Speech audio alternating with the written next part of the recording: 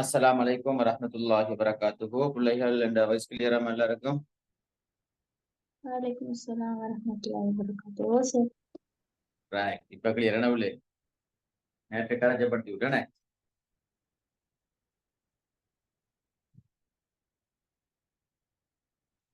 Right. இப்போ okay தானே எல்லாருக்கும்?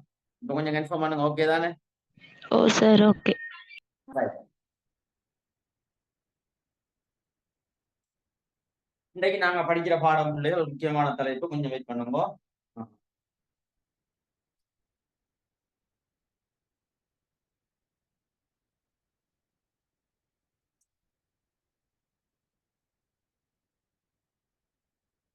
ரைட். 10 மார்க்ஸுக்கு வரக்கூடிய ஒரு முக்கியமான கேள்விதான் இன்றைக்கு நாங்க படிக்கிறது. மிக இலகுவான ஒரு தலைப்பு பிள்ளைகள். 3 விஷயங்களை தலைக்க வச்சு கொள்ளணும். நான் ஒயிட் போர்ட்ல பாத்தீங்கன்னா பிள்ளைகள் உங்களுக்கு ஏற்கனவே அனுப்பிட்டேன்னா சில கஷ்டமான பகுதிகளை இன்ஷா அல்லாஹ் நான் வேடியாக உங்களோட குரூப்ல போட்டுருவேன். அது சும்மா நார்மலாக பார்த்துட்டு வாங்க. அதை நான் திரும்ப விளங்கப்படுத்துகின்ற போது ஒன்றுமே இல்லை பிள்ளைகள், நான் விளங்கப்படுத்துவேன் பாருங்க. சும்மா நார்மலான விஷயம் இருந்தாலும் 10 மார்க்ஸுக்கு எழுதுகின்ற போது சில முக்கியமான தகவல்களை நாங்க சொல்ல வேண்டும். அதனாலதான் நிறைய தகவல் இருக்கிற மாதிரி இருக்கும். ஆனா ஒரு விஷயமும் அல்ல, சின்ன ஒரு விஷயம் தான். ரைட். கேள்வி என்னண்டா பிள்ளைகள், நல்லா விளங்கிக் கொள்ளணும். நாங்க ஏற்கனவே தௌஹீதுக்கு முரணான என்ற விஷயங்கள் பார்த்தது. நாங்க தௌஹீதுக்கு முரணானது, தௌஹீதுக்கு எதிரானது என்ற விஷயத்த முழுமையாக படிச்சது நாங்க. இப்ப பிள்ளைகள் நாஸ்திகத்தை நாம படிச்சுட்டோம்னா அடுத்தது அகீதாவுக்கு முரணான சிந்தனை பிரிவுகள்ல 3 பிரிவுகள் இருக்குது. முக்கியமாக ஹவாரிஜிங்கள், முத்தசிலாக்கள், ஷியாக்கள். இன்ஷா அல்லாஹ் பிள்ளைகள் இன்றைக்கு 7 உண்டா, இதை முடிச்சுட்டு நான் ஹவாரிஜிங்களை உங்களுக்கு இன்ஷா அல்லாஹ் சொல்லிட்டு அடுத்த கிளாஸ்ல முத்தசிலாக்களையும் ஷியாக்கள் சம்பந்தமாக முழுமையாக விளங்கப்படுத்திட்டேன்டா அப்ப உங்களுக்கு 2வது யூனிட்டை நாங்க முடிச்சிடலாம். அடுத்ததாக 3வது யூனிட்டுக்கு போகலாம். சரியா பிள்ளைகள்? ரைட். இப்ப பிள்ளைகள் நாங்க இன்னைக்கு படிக்கிற பாடம் நல்லா விளங்கிக் கொள்ளணும் பிள்ளைகள். தலைப்பு என்னன்னா நாஸ்திகவாதிகளுடைய தோற்றம் வளர்ச்சி. தோற்றம் வளர்ச்சி. அப்ப 2 விஷயம் இருக்குது. எப்ப தோற்றம் பெற்றார்கள், எவ்வாறு வளர்ச்சி அடைந்தார்கள், அதான் கேள்வி. நாஸ்திகவாதிகளுடைய தோற்றம். அப்ப அது ஒரு கேள்வி, தனியொரு கேள்வி. தோற்றம் அப்ப எப்ப தோற்றம் பெற்றார்கள், அதுதான் அந்த ஆன்சர் தான். முதலாவது விளக்கம் போட்டிருக்கேனா இல்லையா, இதுக்குள்ள அப்படி ஏறி திரும்ப வளர்ச்சி என்பது அவர்கள் தோற்றம் பெற்று அப்படியே வளர்ச்சி அடைந்து 19ஆம் நூற்றாண்டுல அவர்களுடைய வளர்ச்சி காணப்பட்டது. 19ஆம் நூற்றாண்டுல பிள்ளைகள் அவர்கள் பாரிய அளவுல வளர்ச்சி அடைந்தார்கள். இந்த வளர்ச்சிக்கு பிரதான காரணியாக இருந்தவர்கள் ஐரோப்பியர்கள். ஐரோப்பியர்கள் தான் இந்த நாஸ்திகத்தை வளர்த்தார்கள். ஆரம்ப காலத்துல நாஸ்திகம் என்பது சும்மா ஒரு கடவுள் இல்லை என்று மட்டும்தான் ஆரம்பத்துல சொன்னார்கள். ஆனா ஏன் கடவுள் இல்லை என்று அறிவுபூர்வமாக விளக்க முற்பட்டார்கள் ஐரோப்பியர்கள். இதன் விளைவாக நாஸ்திகம் வளர்ச்சி அடைந்து அதே மாதிரி டார்வின், அதே மாதிரி பிள்ளைகள் கார்ல் மார்க்ஸ், ரசல் போன்றவர்கள் இந்த மார்க்சிசத்தை சொல்லி பிள்ளைகளா இந்த நாஸ்திகத்தை என்ன செஞ்சாங்கண்டா பிள்ளைகள் வளர்த்தார்கள். 19ஆம் நூற்றாண்டுல இது வளர்ச்சி அடைந்தது. இதான் ஷோர்ட் பிள்ளைகளா. திரும்பவும் சொல்றேன், ஞாபகம் வச்சு கொள்ளுங்க. நாஸ்திகவாதிகளுடைய தோற்ற வளர்ச்சி என்று கேட்டா இது 2 விஷயம் இருக்குது. ஒன்று தோற்றம். தோற்றம் என்ற விஷயத்தை நான் முதலாவது பாயிண்ட் சொல்லப்பட்டிருக்குது. முதலாவது வைகோல சொல்லப்படுற விஷயம் தோற்றம் சம்பந்தமா பேசியிருக்கிறது. திரும்ப வளர்ச்சி அடைந்தது.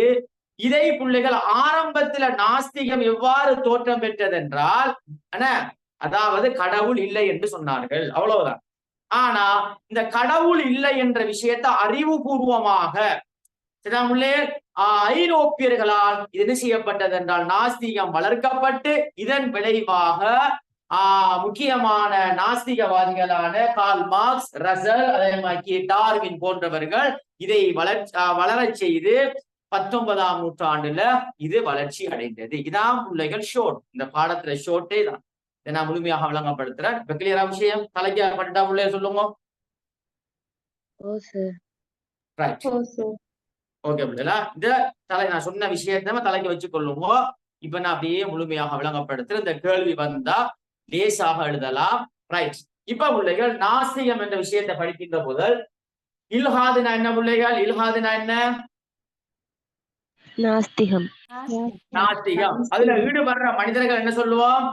முல்ஹித். முல்ஹித். Very good. இந்த இல்ஹாதுக்கு இன்னொரு பெயர் என்ன இருக்குது? இன்னொரு பெயர்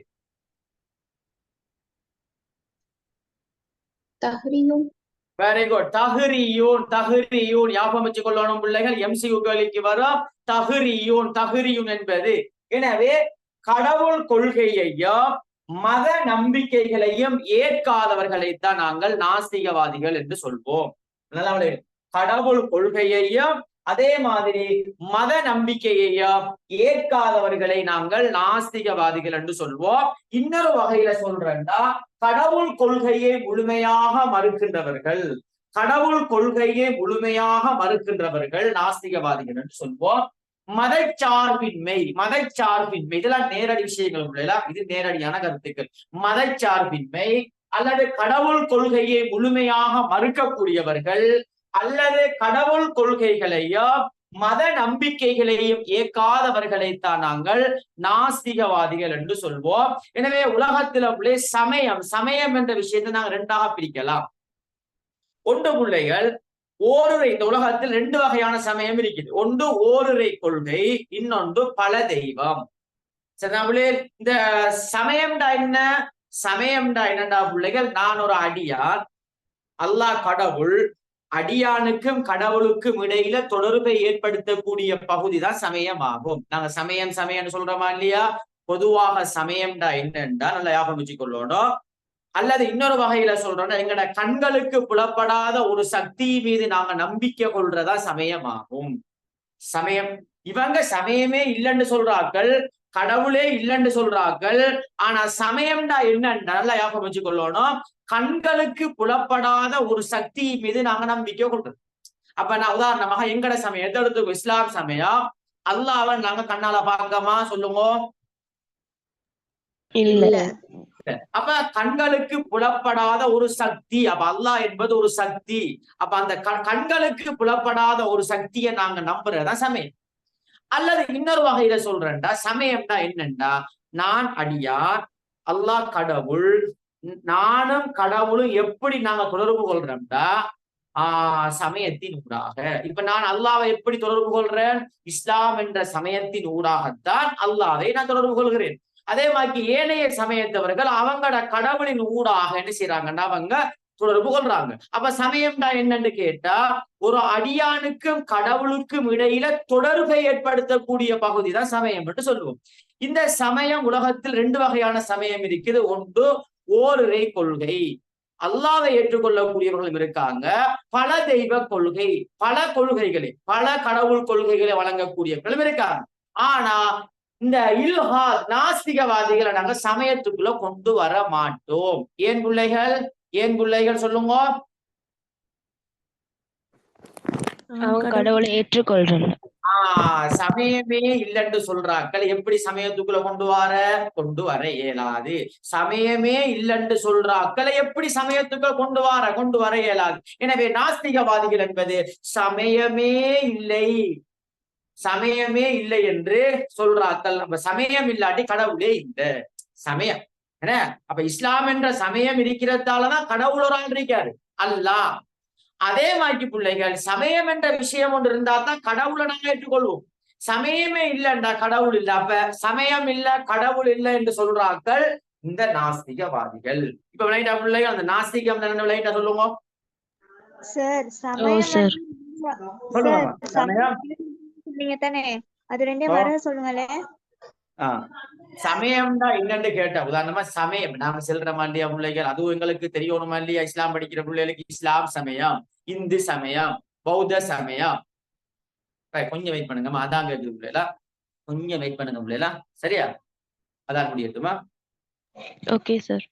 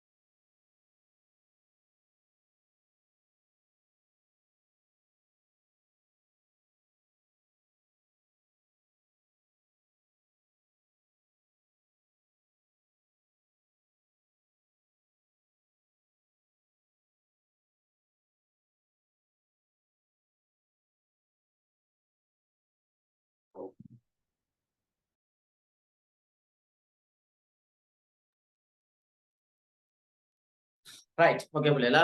என்னண்டாமா சமயம்னு கேட்டீங்க பிள்ளைகள். சமயம்டா என்னண்டா, நாம உதாரணமாக இவ்வளவு காலத்துல இஸ்லாமிய சமயத்துல இருக்கிறோம். அப்ப யாராவது எங்கள்கிட்ட வந்து சமயம்டா என்ன என்று கேட்டா நாங்க முடிச்சு போயிருக்கிறதா சொல்லுங்க. இல்ல ரைட். சார். அப்ப சமயம்டா சும்மா நோமலாக பிள்ளைகளா கடுமையா கஷ்டப்படுத்த சமயம்டா என்னன்னு கேட்டா ஒரு கண்களுக்கு புலப்படாத ஒரு சக்தியின் மீது நாங்க நம்பிக்கை கொள்றோம். சமயம்னா கண்களுக்கு புலப்படாத ஒரு சக்தி. இது பொதுவாக சமயம்னா கண்களுக்கு புலப்படாத சக்தியின் மீது நாங்க நம்பிக்கை கொள்றோம். இதான் சமயம். இன்னொரு வகையில சொல்றேன்டா, நான் அடியான். இப்ப நான் அல்லாவை எப்படி தொடர்பு கொள்கிறேன்? இப்ப நான் ஏன் தொடர்பு கொள்றேன்டா அல்லாவை? நான் இஸ்லாமியர்கள் அல்லாவை ஏன் தொடர்பு கொள்றோம்டா? இஸ்லாம் சமயத்தை ஏற்றுக்கொண்டதாலதான் அல்லாவை தொடர்பு கொள்றோம். ஏனைய சமயங்கள் ஏற்றுக்கொண்டா ஏனைய சமய கொள்கையில தொடர்பு கொள்வோம். இப்ப அல்லாவை நாங்க ஏற்றுக்கொண்டதால அல்லாவை நாங்க தொடர்பு கொள்றோமா இல்லையா? எதன் ஊடாக அல்லாவை நாங்க தொடர்பு கொள்கிறோம் சொல்லுங்க பிள்ளை. சமயம் ஊடாக. இஸ்லாம் என்ற சமயத்தின் ஊடாக இஸ்லாம் என்ற சமயத்தை ஏற்றுக்கொள்றதாலதான் நான் அல்லாவோட தொடர்பு ஏற்படுத்துகிறேன்.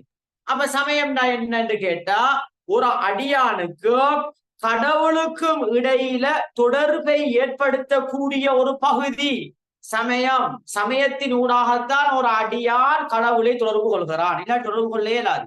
ஆனா இந்த நாஸ்திகவாதிகள் சமயமே இல்லைன்னு சொல்லுவாங்க.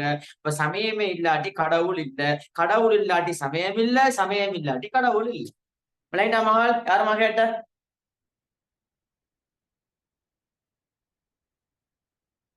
கிளியரா? கொஞ்சம் கன்ஃபார்ம் பண்ணணும் இல்ல, கொஞ்சம் அவசரமா கன்ஃபார்ம் பண்ணுங்கம்மா. கிளியரா எல்லாருக்கும் சொன்ன விஷயம் கிளியரா? ஓ சார் கிளியர்.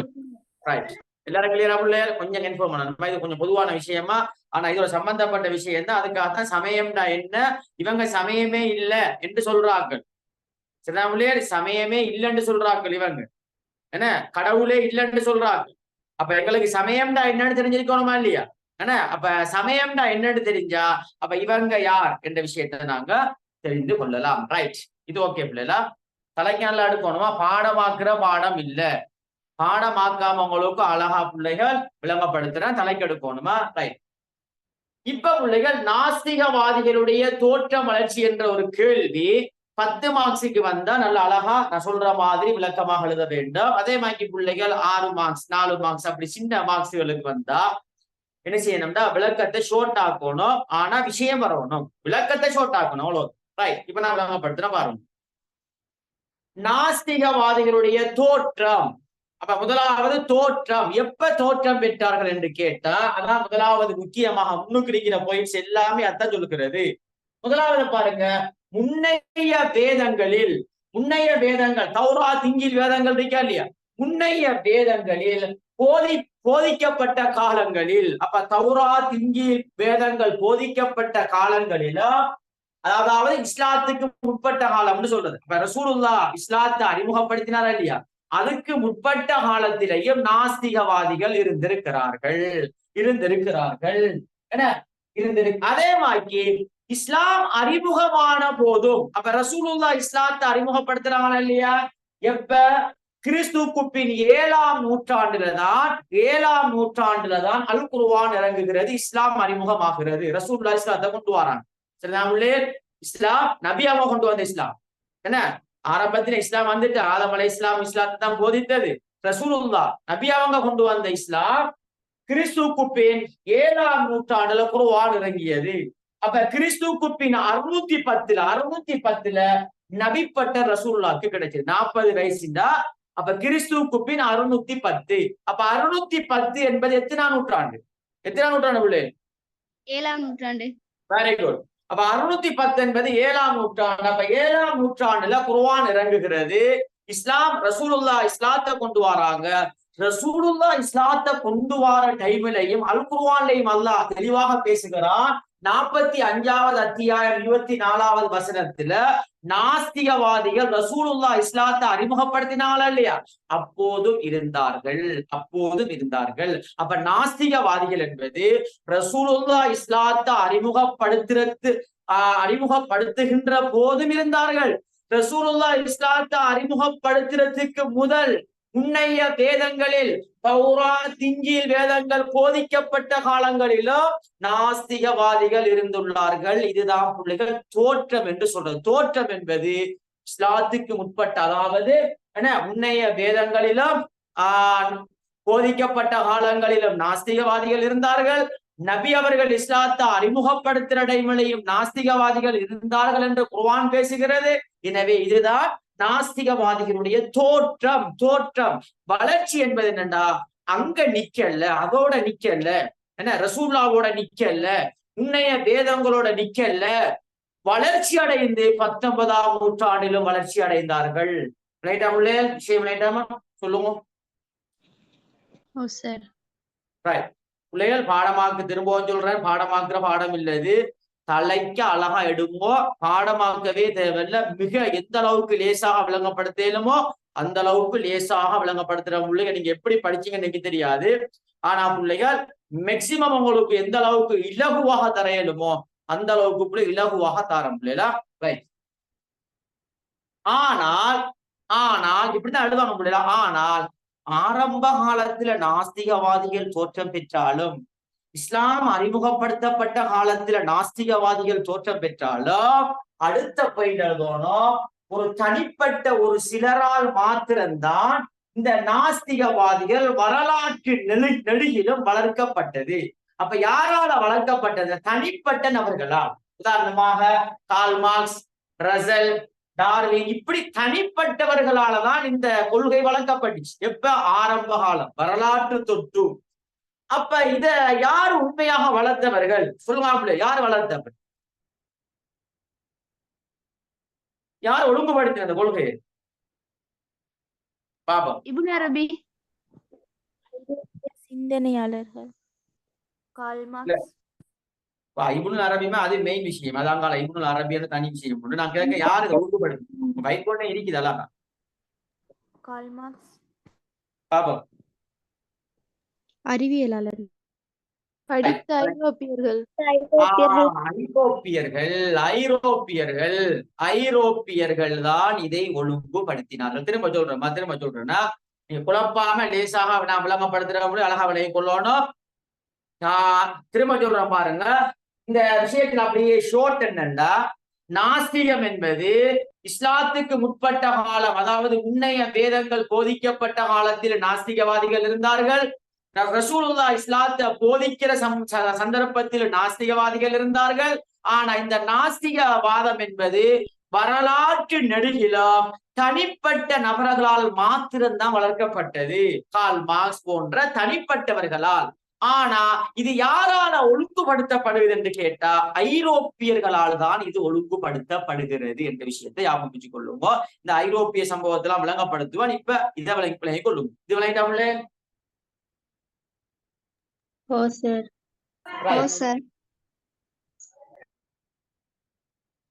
இப்ப பாருங்க பிள்ளைகள், ஆரம்பத்துல இக்கொள்கை என்ன செய்யப்படல? ஒழுங்குபடுத்தப்பட்டு காணப்படல. ஒழுங்குபடுத்தப்பட்டு காணப்படலன்னா என்ன அர்த்தம்னா, ஆரம்பத்துல பிள்ளைகள், ஆரம்பத்தில் ஐரோப்பியர்கள் ஒழுங்குபடுத்தினார்கள். ஆனா ஆரம்பத்தில் என்ன செய்யப்படல இந்த கொள்கை? சொல்லுங்க. ஒழுங்குபடுத்தப்படல.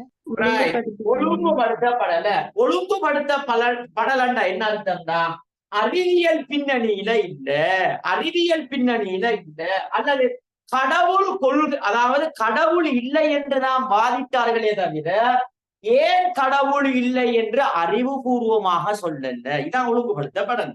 சும்மா கடவுள் இல்ல அவ்வளவுதான், கடவுள் இல்ல கடவுள் இல்ல அப்படிதான் சொல்றது. ஆனா அறிவுபூர்வமாக ஏன் கடவுள் இல்லை என்று சொல்லவில்லை. ஆரம்ப காலத்தில் ஏன் கடவுள் இல்லை என்று அறிவுபூர்வமாக சொல்லவில்லை. அதனாலதான் ஆரம்பத்தில் இக்கொள்கை ஒழுங்குபடுத்தப்பட்டு காணப்படல. ஆனா இதை ஒழுங்குபடுத்தியவர்கள் ஐரோப்பியர்கள். ஐரோப்பியர்கள்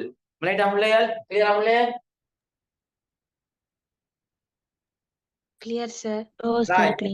நல்லா விளைய சொல்லணும். ஆரம்பத்துல இந்த சிந்தனை என்னண்டா, என்ன, வெறும் சிந்தனையாக மட்டும்தான். வெறும் சிந்தனைனா என்ன?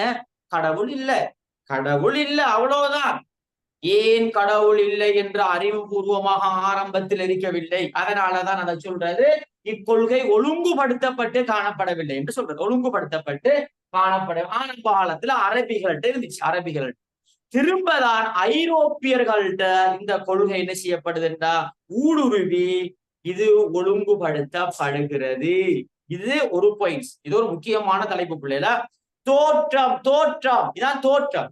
திரும்ப ஐரோப்பியர்கள் அப்படியே தொடராக வளர்ச்சி அடைந்து 19ஆம் நூற்றாண்டில் நாஸ்திகம் வளர்ச்சி அடைகிறது. எனவே இதை வளர்த்தவர்கள் தான் கார்ல் மார்க்ஸ், டார்வின், ரசல் போன்றவர்கள் இதை வளர்த்தார்கள் என்று எழுதுவோம். ரைட், இப்ப கிளியராமா?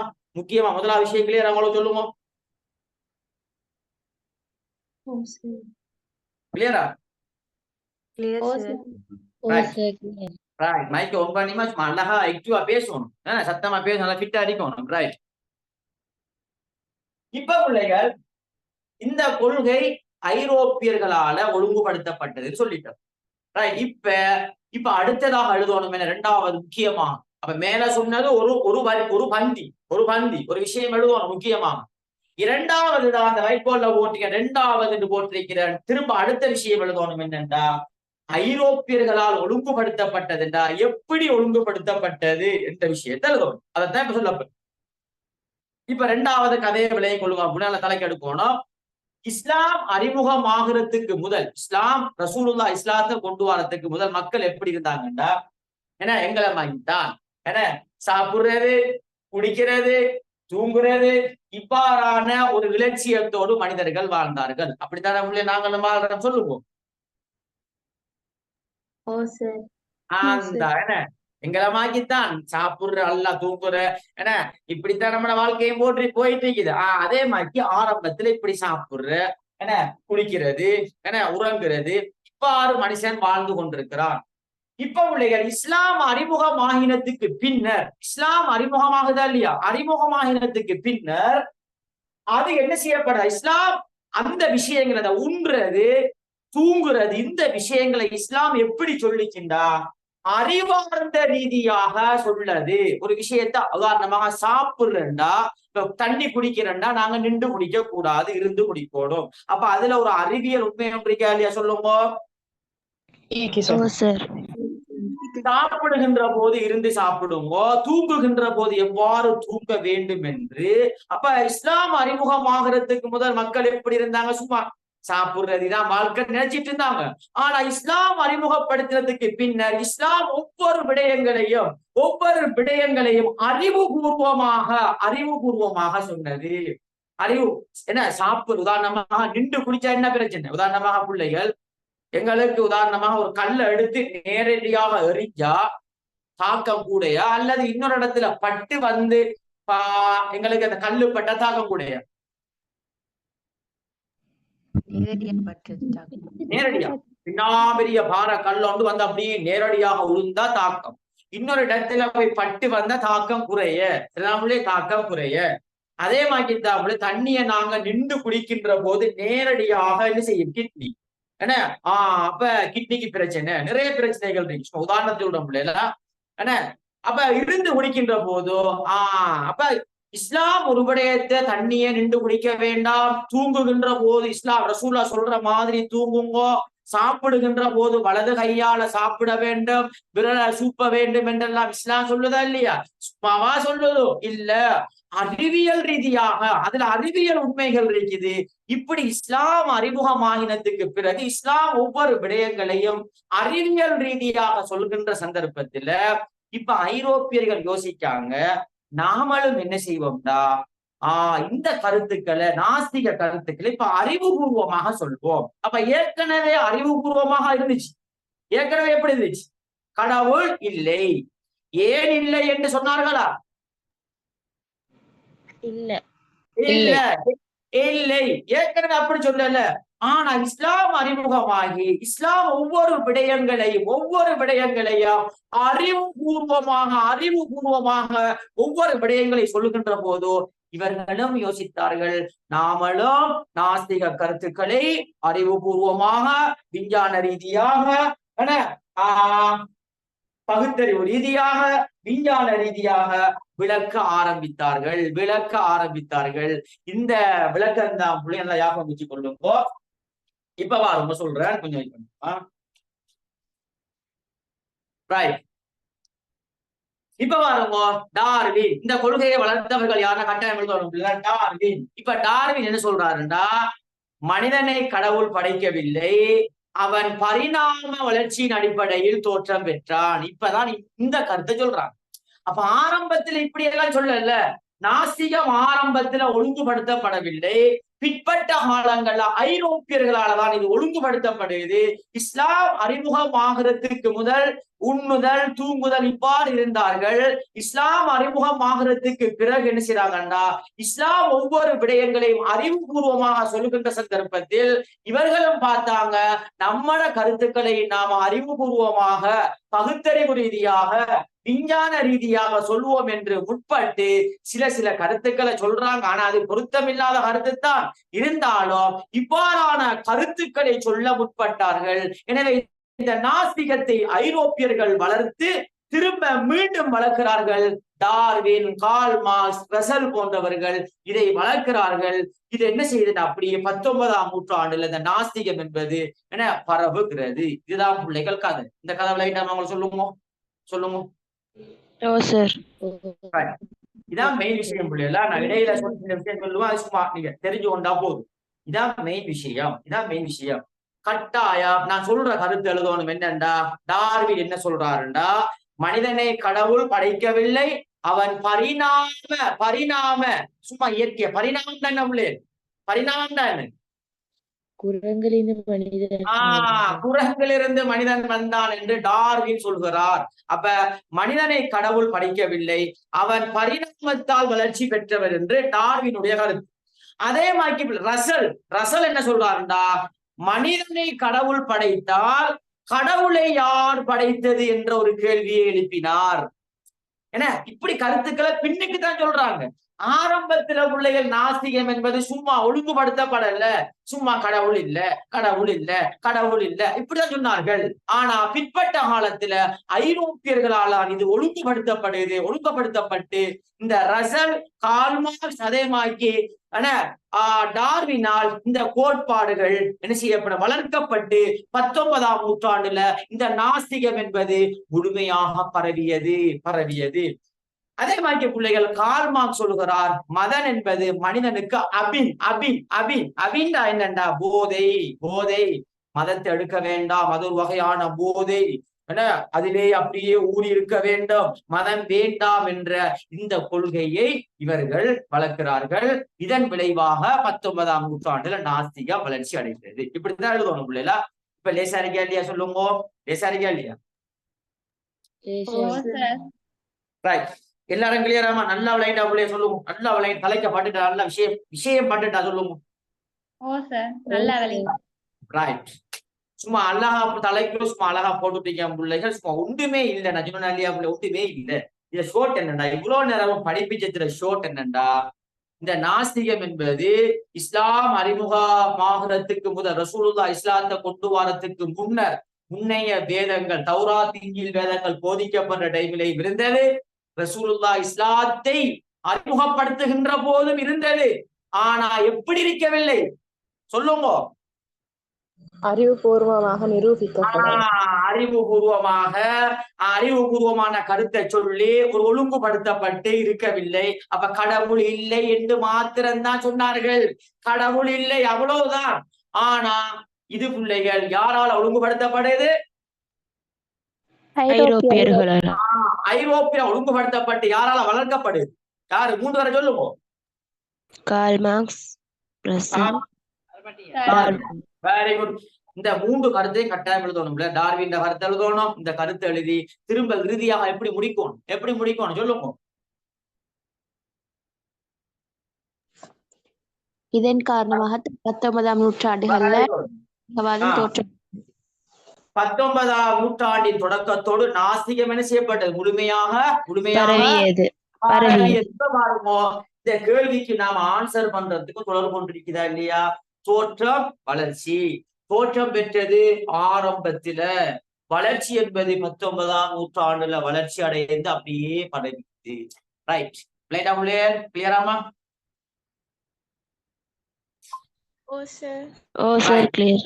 இப்ப பிள்ளைகள் ஒரு விஷயம் ஒன்று மேலதிகமாக சொல்லித்தார, இதையுமா நீங்க இடையில சும்மா டச் பண்ணி எழுதலாம் பிள்ளைகள், பிரச்சனை இல்லை.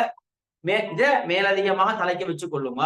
என்னண்டா பிள்ளைகள், இப்ப நாம ஐரோப்பியர்கள் என்று பேசுறோமா இல்லையா?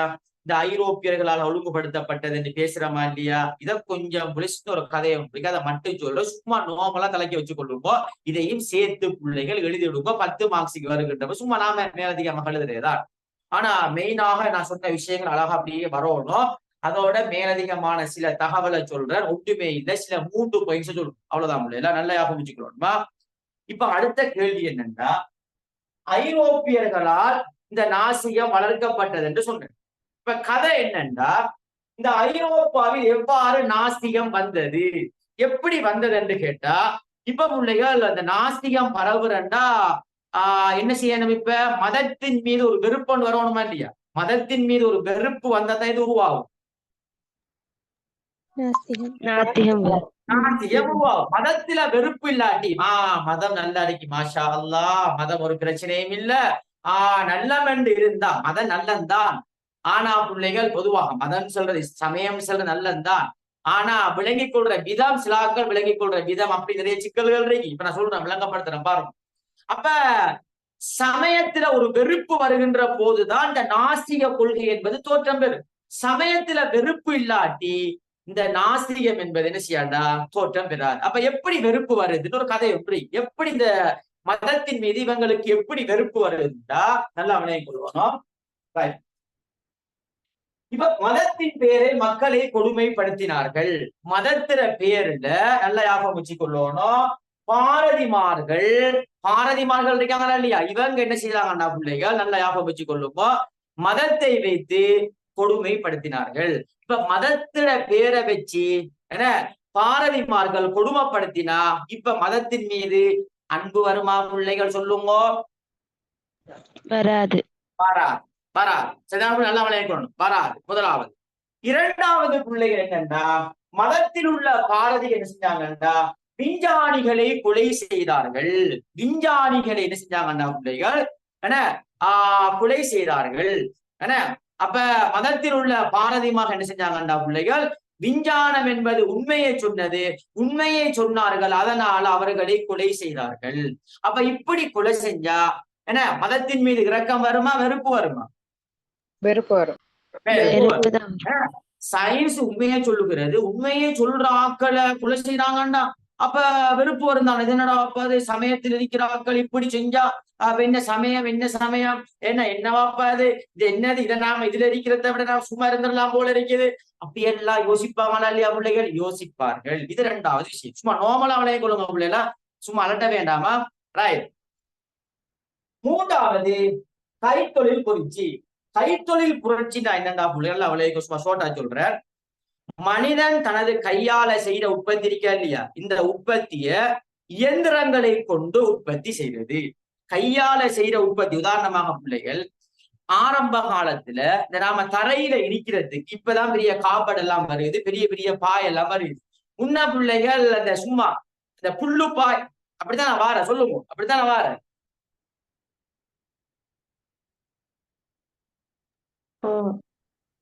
பாய்ந்த விளையாண்டாவுல உங்க ஏரியாவில் என்னமா சொல்றேன்? பாய் தானே பின்ற பாய், கையால பின்றது மிஷின் இல்லையா, இயந்திரம் இல்ல. சும்மா நாம ஆரம்ப காலத்துல கூட கையால தான் பின்னி. அப்ப கையால பின்றது கூடுதலாக நாங்க உற்பத்தி செய்யலாமா, அல்லது மிஷினால செய்யறத கூடுதலா உற்பத்தி செய்யலாம்? மெஷினால செய்யறது. Very good. இதான் பாயிண்ட் பிள்ளைகளா, இதான் பாயிண்ட். இப்ப என்னண்டா பிள்ளைகள், அதான் அடுத்த பாயிண்ட். கைத்தொழில் புரட்சியோடு ஏற்பட்டது. கைத்தொழில் புரட்சினா என்னன்னா, இதான் மெயின் விஷயம். கைத்தொழில் புரட்சி மனிதன் தனது கைகளால் செய்த உற்பத்திகளை இயந்திரங்களை கொண்டு செய்யறது. இயந்திரங்களால செய்யறது. அப்ப இப்படி செய்யறதால என்ன நடந்துச்சுன்னா பிள்ளைகள், மக்கள் வசதியாக வாழ்ந்தாங்க. இந்த இயந்திரங்களால செய்யறதால மக்கள் நல்ல வசதியாக வாழ்ந்தாங்க. சரிதான் உள்ளே? மக்கள் செஞ்சாங்கன்னா வசதியாக வாழ்ந்தார்கள். எனவே கைத்தொழில் புரட்சிக்கு பிறகு மக்கள் என்ன செஞ்சாங்கன்னா விஞ்ஞானத்தை முழுமையாக நம்பி, ஏண்டா இந்த மிஷினை கண்டுபிடிக்கிறது சயின்ஸா இல்லையா? காலம் போக போக ஒவ்வொரு புதிய விஷயங்களையும் கண்டுபிடிக்கிறது. சொல்லுங்க, விஞ்ஞானம். விஞ்ஞானம். விஞ்ஞானம். அப்ப மக்கள் பார்த்தாங்க, விஞ்ஞானத்தை நாம நம்பினா சும்மா நல்லா அழகா சந்தோஷமா நிம்மதியா வாழலாம், இந்த மதத்தை விட்டு விடுவோம், இந்த மதமெல்லாம் நமக்கு தேவையில்ல. எனவே முக்கியமான பாயிண்ட் என்னண்டா, கைத்தொழில் புரட்சிக்கு பிறகு, கைத்தொழில் புரட்சினா என்ன, மனிதன் தனது கைகளால் செய்யற உற்பத்தியை இயந்திரங்களை கொண்டு உற்பத்தி செய்யறது. அப்ப ஆரம்பத்துல விஞ்ஞானிமார்கள் கொலை செய்யப்பட்டாங்கன்னு பார்த்தோமா இல்லையா, சொல்லுங்க. பார்த்தோம். பார்த்தேன். அப்ப இப்ப மக்கள் விஞ்ஞானிய கொலை செய்யறத விரும்புவாங்களா? விஞ்ஞானிகளுக்கு ஒரு மதிப்பெண்ணு கிடைக்குமா இல்லையா, சொல்லுங்க பிள்ளை. கிடைக்கும். மதிப்பு கிடைக்கும். இப்ப மக்கள் பார்த்தாங்க, நமக்கு இந்த சமயம் எல்லாம் சரி வராது. கைத்தொழில் புரட்சிக்கு பிறகு விஞ்ஞானத்தை முழுமையாக நம்பி மதத்தை கைவிட்டார்கள். மதத்தை கைவிட்டால் எது தோற்றம் பெறும்? நாஸ்திகம். எனவே இதை வளர்த்தார்கள். இந்த கார்ல் மார்க்ஸ், ரசல், டார்வின் போன்றவர்கள் 19ஆம் நூற்றாண்டுல இதை முழுமையாக வளர்த்தார்கள். இது ஒரு கதை உண்டு, இடையில சும்மா டச் பண்ணி எழுதலாம் விளக்கம். இப்ப எப்படிமா பாடம் இன்னைக்கு இப்ப ஐரோப்பியர்கள் எப்படி வந்துச்சு, என்ன விளக்கம்? ஓகேயா? இதுல நிறைய விளக்கம் இருக்குமா, அது உங்களுக்கு தேவையில்லை. இன்னும் நிறைய விளக்கங்கள் இருக்கு பிள்ளை. அந்த அளவுக்கு நீங்க கூடுதலாக டீப்பாக போக தேவையில்லை. ஏண்டா பிள்ளை, இது 10 மார்க்ஸுக்கு வாரது இவ்வளவு போதும். அந்த டைமுக்குள் எழுதணும் வேண்டி, அதுக்காகத்தான் உங்களுக்கு நான் சில முக்கியமான தகவல்கள் உங்களுக்கு டச் பண்ணி தருகிறேன். சரிதான் பிள்ளை? ரைட். ஓகே பிள்ளை, எல்லாரும் கிளியரா சொல்லுங்க. இப்ப இன்னொரு இப்படி ஒரு கேள்வி கேட்டேன்னு சொல்லுவீங்க பிள்ளை. எப்படி கேள்விண்டா, எங்களை பிள்ளைகள் சில டைம்ல இப்படியான ஒரு கேள்விக்குத்தான் இப்படி இதே விட வித்தியாசமா கேட்கிறோம். எப்படி கேட்கலாம் பாப்பா, எங்களை பிள்ளை யோசிக்கணும். இந்த கேள்வியை வித்தியாசமா கேட்கறோம், எப்படி கேட்கலாம்?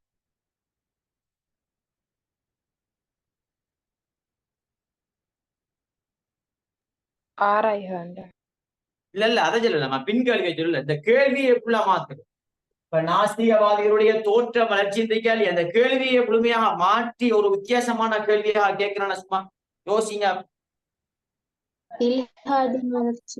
தோற்றம் வளர்ச்சி இல்ல, தோற்றம் வளர்ச்சிமா இங்க இருக்குது, தோற்றம் வளர்ச்சி இருக்குது. நான் கேட்கிறேன்னா கொஞ்சம் வித்தியாசமா யோசிக்கும். ஐரோப்பா காலங்களில் காலத்தில் எவ்வாறு நாஸ்திகவாதம் தோற்றம் பெற்றது என்றால்,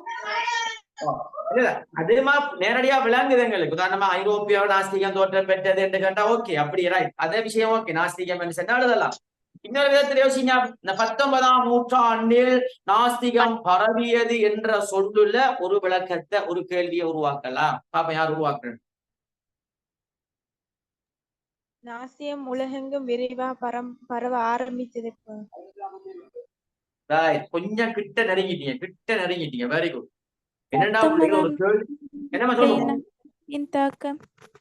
என்னமா 19ஆம் நூற்றாண்டின் அடிப்படையில் நாஸ்திகத்தின் தாக்கம். வெரி குட், அதுவும் ஓகே, அந்த கேள்வியும் ஓகே. 19ஆம் நூற்றாண்டு வெரி குட் பிள்ளைல, அதையும் கேட்கலாம். இன்னொரு விதம், இன்னும் கொஞ்சம் நெருங்கி பார்ப்போம். இன்னொரு கேள்வி, இதான் கேள்வி, புது ஸ்டைல்ல கேட்கிற கேள்வி பிள்ளைல. ஒரு கேள்வியிலேயே புத்தி தீக்கிறல்ல, புது ஸ்டைல். Very good. 19ஆம் நூற்றாண்டு கேட்கலாம். இன்னும் வாங்க, 19ஆம் நூற்றாண்ட இன்னொரு பேரை சொல்லலாம். இன்னொரு சும்மா அழகான பேர் ஒன்று, சும்மா போட்டா சும்மா சட்டப்படியா இருக்கு, சொல்லுங்க. அறிவியல் சார்ந்த வளர்ச்சி, நவீன காலத்தில் அந்த ரைட், வெரி குட்மா. யாருமா பேரை சொல்லுங்கம்மா, சொல்லுங்கம்மா, பேர் என்னம்மா? சாலிகா. Very good, Salika. எங்க மேடம்? சாலிகா, நல்ல பேர் ஒண்ணு உள்ள. இந்த பிரைவேட் கிளாஸ் உள்ள வார உள்ள என்னம்மா சாலிகா?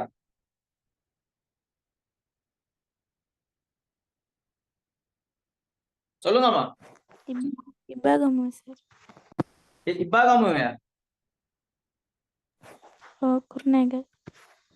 குருணா, ரைட். இப்பாகம், வெரி குட் பிள்ளைல. இப்ப வெரி குட், ஜஸாக்கல்லாஹு ஹைரா. இப்படித்தான் யோசிக்கணும் பிள்ளைகள். வெரி குட், மாஷா அல்லாஹ். நவீன காலத்தில் நாஸ்திகவாதிகள் பற்றி விவரிக்க கேட்கலாமா இல்லையா பிள்ளை, சொல்லுங்க. கேட்கலாம். ஏன்னா நவீன 19ஆம் நூற்றாண்டுண்டா அதுக்குள்ள என்ன நவீனம்? 19ஆம் நூற்றாண்டு கேட்கலாம், அது ஒரு கேள்விதான். 19ஆம் நூற்றாண்டு என்றும் கேட்கலாம். சின்னே நாஸ்திகவாத தோற்ற வளர்ச்சி என்று கேட்கலாம். ஐரோப்பியர்களால் நாஸ்திகம் வளர்க்கப்பட்டது ஆராய் என்று கேட்கலாம். நவீன காலத்தில நாஸ்திகம் என்று கேட்கலாம். எல்லாம் செட் ஆகுதா இல்லையா பிள்ளைய செட் ஆகுதா சொல்லுங்க. ஓ சார். ரைட். எங்கட பிள்ளைகளுமா இப்படித்தான் ஒவ்வொரு கேள்விகளையும் வித்தியாசமாக யோசிச்சு படிச்ச பிள்ளைகள் படிச்சீங்கன்னா 99 மார்க்ஸ் எந்த பிரச்சனையும் இல்லாம சும்மா சட்டப்படியா வர முடியல. சட்டப்படியா வரும். ரைட். ஓகே பிள்ளைல. இப்ப நாங்க அடுத்த தலை கொண்டு போவோம். ஹவாரிஜிங்கள். இது கிளியரான பிள்ளைகள். அடுத்த ஹவாரிஜிங்கள் அக்கீதாவுக்கு முரணான சிந்தனை பிரிவு 3ஐயும் படிக்கணும். அதுல ஷியாக்கள், ஹவாரிஜிங்கள், முத்தசிலாக்கள். இப்ப நான் ஃபர்ஸ்ட்டுக்கு ஹவாரிஜிங்களை விளங்கப்படுத்த போறேன் பிள்ளைகள். அதான் ஒரு சின்ன ஒரு தலை போட்டு திரும்ப நான் முத்தசிலா கொஞ்சம் விளக்கமாக விளங்கப்படுத்தணும். ஷியாக்களும் அப்படித்தான். இந்த ஹவாரிஜிங்கள் சின்ன ஒரு கதையோட பிள்ளைகள் சொல்லி நான் விளங்கப்படுத்தி விடுறேன். எல்லாம் ரெடி தானே? ரெடி தானே? ஓ சார். இது அழிக்க முடியல. நான் வைட் போர்ட் போட்டோ குரூப்ல போட்டேன். ஆனாமா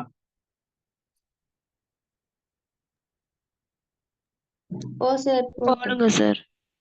ரைட். போட்ட முடியல. போட்டிருக்கிறேன். நான் அழிக்கிறேன் முடியல. போட்டிருக்கேன்.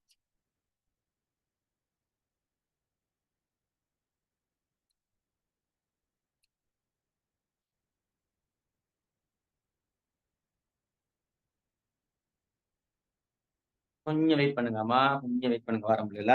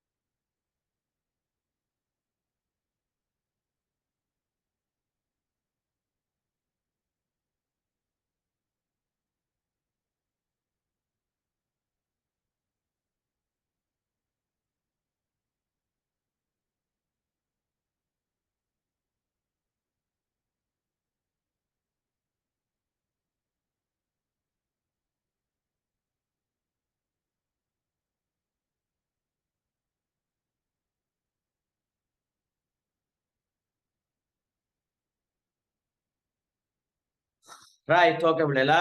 இப்ப என்னோட பிள்ளைகளுக்கு ஹவாரிஜிங்கள் சம்பந்தமாக விளங்கப்படுத்துவோம்.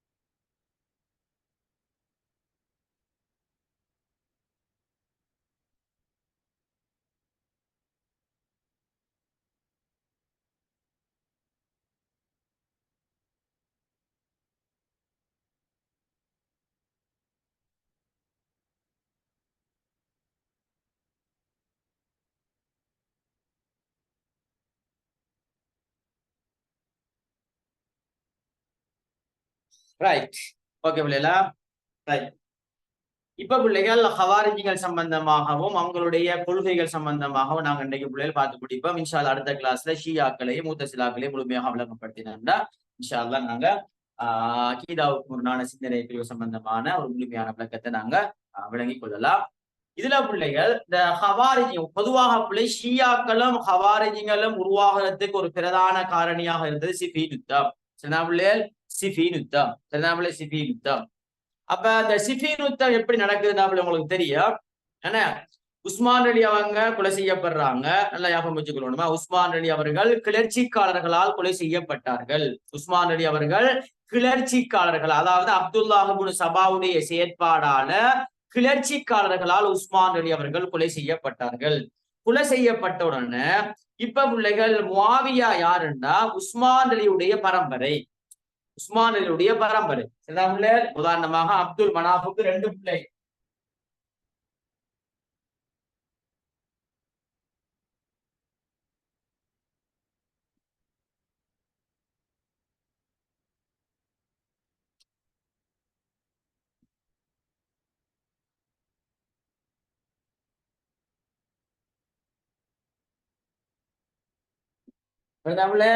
அப்துல் மனாஃப் என்ற ஒரு ஆள் இருந்தார். அவருக்கு 2 பிள்ளைகள். அதுல ஒன்று அப்துல் ஷாம்ஸ், இன்னொன்று பனு ஹாஷிம். 2 பிள்ளைகள். அதுல பிள்ளைகள் ஹாஷிமுக்குள்ள யாரு வருவாருன்னா ரசூலுல்லாவும் வருவாரு, அலி அலியும் வருவார். நல்லா விளைவிக்கணுமா? அலி அலியும் வருவார். அப்துல் ஷம்ஸுக்குள்ள யாரு வருவாங்கன்னா முஆவியா வருவார். முஆவியான்னு சொல்றது யாருன்னா உமையாக்கள். உங்களுக்கு சிலபஸ் இல்ல பிள்ளைகள், இஸ்லாமிய நாகரிக பிள்ளைகளுக்கு இருக்குது. ஆனா உமையாக்கள் ரசூலுல்லா ஆட்சி செய்யறாங்க. ஹிஜ்ரி 11 ரசூலுல்லா ஆட்சி செஞ்சு மௌத்தாறாங்க. 11 இருந்து 40 வரங்கட்டியம் ஹலீஃபாக்கள் ஆட்சி செய்யறாங்க. 41 இருந்து 132 வரைக்கும் உமையாக்கள் ஆட்சி செய்யறாங்க. இதுல உமையாக்களுடைய முதலாவது ஹலீஃபா தான் முஆவியா. எனவே இந்த முஆவியா எந்த வம்சத்தை சேர்ந்தவர் என்றால் அப்துல் ஷம்ஸ். இதுக்குள்ளதான் உஸ்மான் அலியும் வராரு. இதுக்குள்ளதான் பிள்ளைகள் உஸ்மான் அலியும் வராரு. அப்ப உஸ்மான் அலி என்ன செஞ்சாருன்னா அவர் ஆட்சி செய்கின்ற போது இந்த முஆவியா இருக்கிறா இல்லையா, அந்த முஆவியாவுக்கு சிரியா என்ற பகுதியை அப்படியே கொடுத்தாரு. நீங்க ஆளுநராக இருக்கீங்கோ, நீங்க தான் ஆளுநர் என்ன. அப்ப பதவியை கொடுக்காரு. அப்ப 2 விஷயம் இருக்குது. உஸ்மான் அலி கொலை செய்யப்படுறாங்க. உஸ்மான் அலி கொலை செய்யப்பட்டதுனால இப்ப இவர் சிரியாவில் இருக்கிற முஆவியா என்ன. அப்ப உஸ்மான் அலி கொலை செய்யப்பட்ட அடுத்த ஆட்சியாளர் யாரு வருவாரு? யாரு பிள்ளைய வருவாங்க சொல்லுங்க? அலி அலி. உஸ்மான் அலிக்கு பிறகு யாருக்குள்ளே 4வது ஹலீஃபா அலி அலி வருவா. அப்ப அலி அலி வந்தா இந்த முஆவியா என்ன செய்வாருண்டா அலி அலிட்ட கேட்பாரா இல்லையா, உஸ்மான் அலியை கொலை செய்யக்கூடிய நியாயத்தை கண்டுபிடிக்கணும், அவர்களுக்கு தண்டனை வழங்கணும் என்று சொல்லுவாரா இல்லையா? சொல்லுங்க.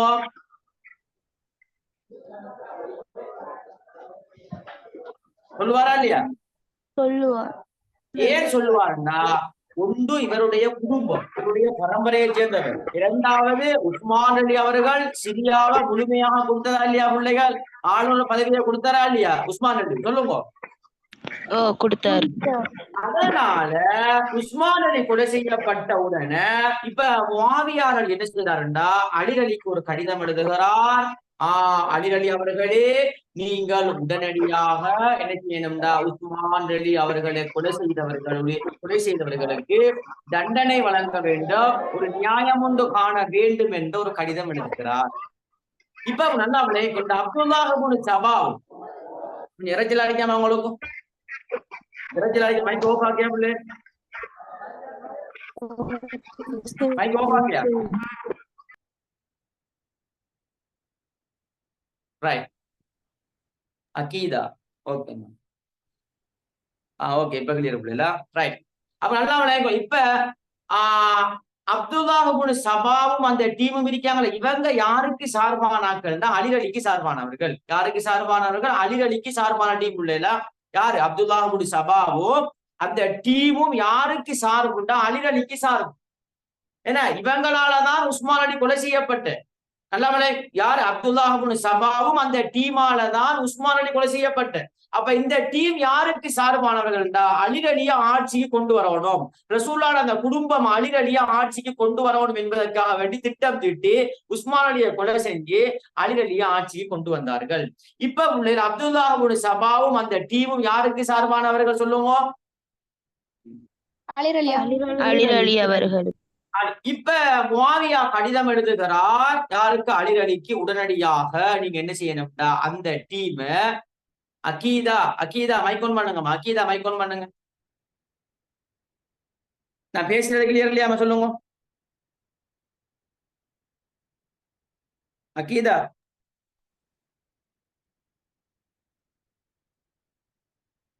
கொஞ்சம் மைக் ஆன் பண்ணுங்க. மைக் பயப்பட ஆன் பண்ணலாம் இல்ல, நீங்க மைக் ஆன் பண்ணலாம். வீடியோ ஆன் பண்ண வேணாம், மைக் ஆன் பண்ணலாமா? பயப்பட தேவையில்லை, மைக் ஆன் பண்ணு. அகீதா மைக் ஆன் பண்ணுங்கம்மா. ஸ்ட்ரக் ஆகி வருது. ஸ்ட்ரக் ஆகி வருது. ஓகே முடியல.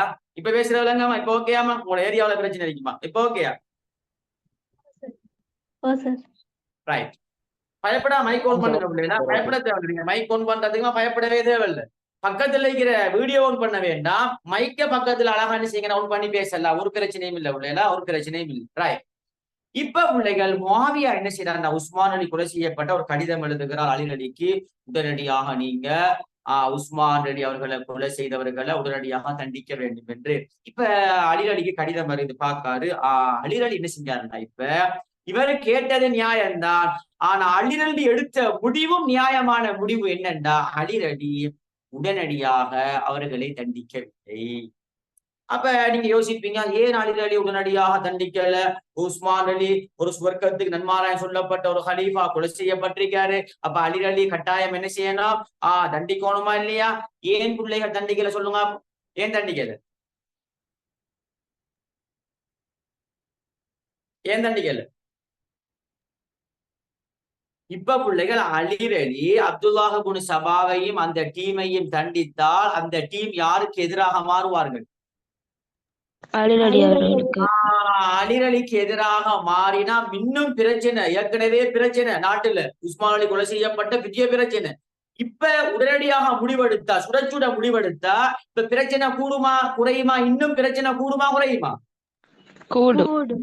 பிரச்சனை கூடும். இப்ப ஹலீஃபா என்ன செய்வாரு? உண்மையா ஜனாதிபதி என்ன செய்வாரு? உடனடியாக முடிவெடுப்பாரா? இப்ப இல்ல. கொஞ்சம் வெயிட் பண்ண, அவ்வளவுதான். முடிவெடுக்க மாட்டேன்னு சொல்லல, எடுப்போம். ஆனா இப்ப இந்த சந்தர்ப்பத்தில் அல்லவில்லை. ஏன்டா இப்ப நாம முடிவெடுத்துட்டோம்டா என்ன நடக்கும்டா? பிரச்சனை அதிகரிக்கும் என்று கொஞ்சம் வெயிட் பண்றார். இத கேள்விப்படாம நல்லா விளையாடணும் பிள்ளைனா. இந்த கதையை நான் இன்னும் தெளிவாக சொல்லுவேன். எப்ப ஷியாக்களை விளங்கப்படுத்தணும். ஷியாக்களை உங்களுக்கு விளங்கப்படுத்துகின்ற போது இந்த உஸ்மான் அலியுடைய கதையெல்லாம் உங்களுக்கு நல்லா தெளிவாக விளங்கும். இப்ப நான் அதை விளங்கப்படுத்தல. இப்ப ஹவாரிஜிகளை விளங்கப்படுத்துறதால நான் மேல போகல. இதனுடைய முழுமையான விளக்கத்தை ஷியாக்கள் படிப்பிக்கின்ற போது முழுமையாக விளங்கப்படுத்தும், பயப்பட தேவையில்ல. இப்ப இந்த கதையை சும்மா நார்மலா விளங்கிக் கொள்ளுங்க பிள்ளைல. அந்த சிஃபின் யுத்தம் எப்படி நடந்தது என்ற கதையை சொல்றேன், அவ்வளவு, வேற ஒன்றும் இல்லை. இப்ப பிள்ளைகள் முஆவியா பார்க்காரு, அலி அலி அவர் உடனடியாக முடிவெடுக்கல என்று இவர் என்ன செஞ்சாருண்டா, ஒரு படையை அள்ளி எடுத்துட்டு வாராரு. இதை கேள்விப்பட்டோன்னு அலி அலி பார்க்காரு, நமக்கு எதிராக முஆவியா வருகிறார், எனவே நாமளும் ஒரு படையை எடுத்துட்டு போவோம். ரெண்டு பேரும் படையெடுத்து சந்திக்காங்க சிஃபின் என்ற இடத்துல. எனவே இந்த இடத்துல என்ன செய்துட்டா, போர் நடக்கிறது. போர் நடந்து கொண்டிருக்கிற போது முஆவியாவ சார்பாக இருக்கிற டீம் பார்க்காங்க, அவங்க தோல்வி அடைஞ்சிட்டு போறாங்க. முஆவியார டீம் அலி அலியோட டீம் வெற்றி அடைஞ்சிட்டு போறாங்க.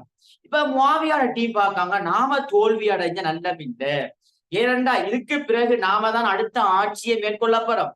தோல்வி அடைந்தா மக்களுடைய உள்ளத்துல நம்மளை பத்தி நல்ல அபிப்பிராயம் வராது.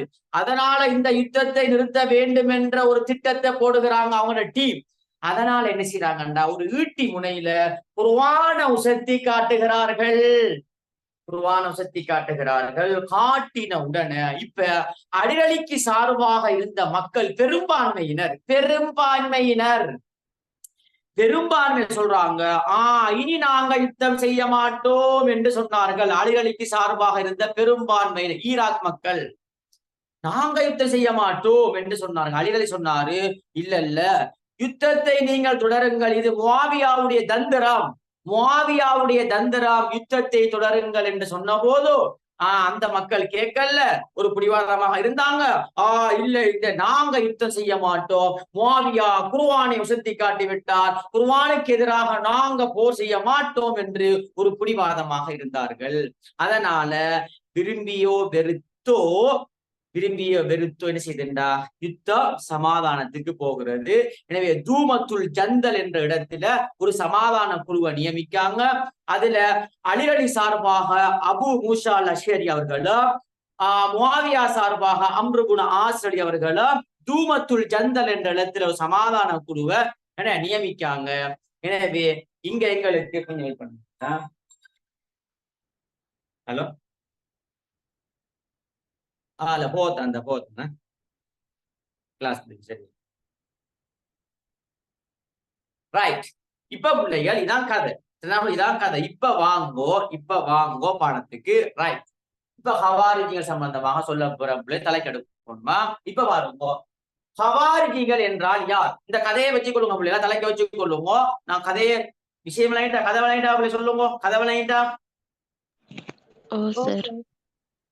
எல்லாரும் கதை விளையாண்டாமா? சிஃபீன் யுத்தம் கதை விளையாட சும்மா நோமலா விளையாடி கொள்ளுங்க. இன்னும் தெளிவாக விளங்கப்படுத்துவோம் ஷியாக்கள் வருகின்ற போது. சும்மா நோமலா உங்களுக்கு கதை விளையாண்டாமல என்னண்டு விளங்கிட்டு.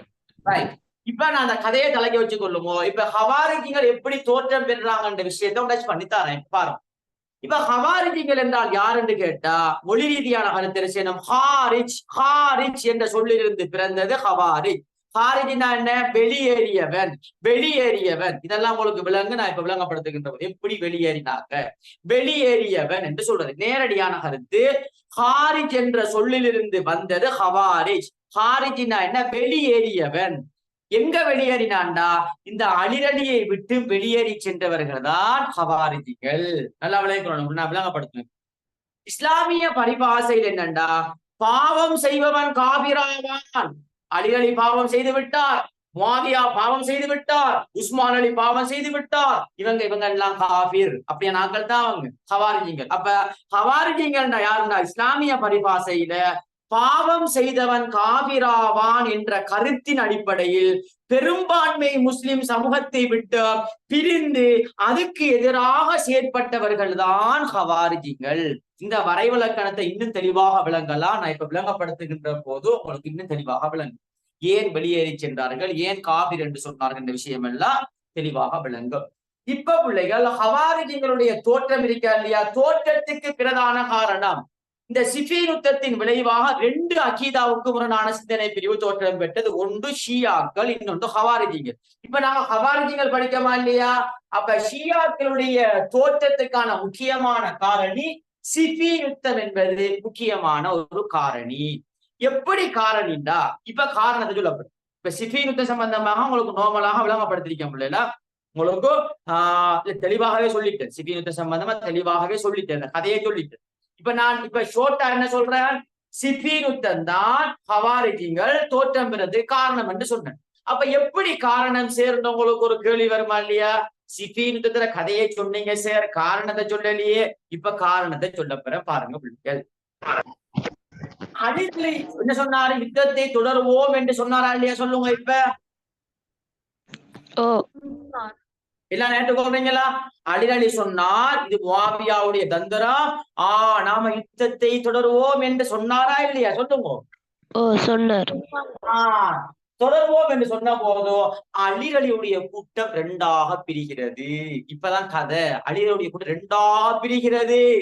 அதுல ஒன்றுதான் பெரும்பான்மை குழு, இன்னொன்றுதான் சிறுபான்மை குழு. பெரும்பான்மை குழு என்ன சொன்னார்கள்? யுத்தம் செய்வோமா செய்யக்கூடாது?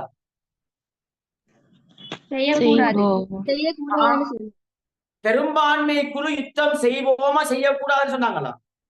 செய்வோம் சொன்னாங்க. பெரும்பான்மையினர் செய்வோம் சொன்னாங்க. செய்யக்கூடாதுன்னு சொன்னேன். கூடாது. பெரும்பான்மை இல்லாம யுத்தம் செய்யலாமா? யுத்தம் சமாதானத்துக்கு போயிச்சா இல்லையா? ஏன் சமாதானத்துக்கு போன? பெரும்பான்மை இல்லாம யுத்தம் செய்யலாமா? ஏலா. அப்ப பெரும்பான்மை என்ன சொல்றாங்க? யுத்தம் செய்ய கூடாது என்று பெரும்பான்மை சொல்றாங்க. யுத்தம் செய்ய வேண்டாம். ஈராக் மக்கள் யுத்தம் செய்ய மாட்டோம் என்று. ஏனென்றா முஆவியா குர்ஆனை ஈட்டி முனையில காட்டிட்டார். இன்னொரு கூட்டம் ஒன்று இருந்தது. இன்னொரு சிறு கூட்டம் சொன்னாங்க, யுத்தம் செய்வோம், யுத்தம் செய்வோம். இந்த கூட்டம் தான் ஹவாரிஜிகள். ஹவாரிஜி யுத்தம். இன்னொரு டீம் ஒன்று சொன்னாங்க, நாம யுத்தம் செய்வோம். இப்ப எனவே அலிரலி விரும்பியோ வெறுத்தோ என்ன செய்தார்? யுத்தத்தை என்ன செய்ய? சமாதானத்தை கொண்டு வந்தாரா இல்லையா? ஓ கொண்டு வந்தார். சமாதானத்தை கொண்டு வந்தோன இது இவர்களுக்கு கொஞ்சம் இழிவாக மாறியது. என்ன இழிவுட்டா, நம்மட கதையை அலிரலி கேட்கலையே, நம்மட கதையை அலிரலி கேட்கலையே என்று இவங்களுக்கு இழிவாக மாறியது. அதனால அலிரலி என்ன செஞ்சாருன்னா, பிள்ளைகள் விரும்பியோ விரும்பாமலோ பெரும்பான்மையுடைய முடிவு. எனவே இது அலிரலியுடைய இந்த முடிவு சிறுபான்மையினருக்கு இழிவாக மாறிச்சா இல்லையா? சொல்லுங்க, இழிவாக மாறிச்சா இல்லையா? ஓ மாறிச்சு. மாறினத்தால இவங்க ஒரு கதையை கட்டுறாங்க. அவடத்த ஒரு கதையை கட்டி வெளியேறினார்கள். என்ன கதை கட்டினாங்கட்டா, இந்த கதை தான் முக்கியம். தீர்ப்பு கூறும் அதிகாரம் அல்லாஹ்வுக்கு மட்டும்தான் உண்டு, வேறு யாருக்கும் கிடையாது. அல்லாஹ்வோட நாட்டம் என்னண்டா, அலிரலி அவர்கள் வெற்றி அடைய வேண்டும், முஆவியா தோல்வி அடைய வேண்டும். எனவே இந்த அல்லாஹ்வுடைய தீர்ப்பை இந்த அலிரலியும் முஆவியாவும் சேர்ந்து மாற்றி விட்டார்கள் என்று சொல்லி அந்த இடத்திலிருந்து வெளியேறி சென்றவர்கள் தான் யாரு பிள்ளைகள்? ஹவாரிஜ்கள். ஹவாரிஜிகள். இப்ப கதை விளையிட்டா பிள்ளை என்னண்டு? கதை விளையிட்டா, இப்ப ஹவாரிஜியுடைய கதை விளையிட்டா? ஓ சார். இதான் பிள்ளைகள். எனவே இவர்கள் ஹவாரிஜிகள் அப்துல்லாஹ் இப்னு வஹப் அர்-ராசிபி உடைய தலைமையில இவங்க தோற்றம் பெற்றார்கள். அப்ப என்னென்ன பிள்ளைகள், என்ன கதைன்னா சொல்றேன். இப்ப அலிரலி பிள்ளைகள் யுத்தத்தை தொடருவோம் என்று சொன்னாங்க. ஆனா அலிரலியுடைய பெரும்பான்மை என்ன சொன்னாங்க? வேணாம் என்று சொன்னாங்க. ஏன் வேணாம் என்று சொன்னாங்க?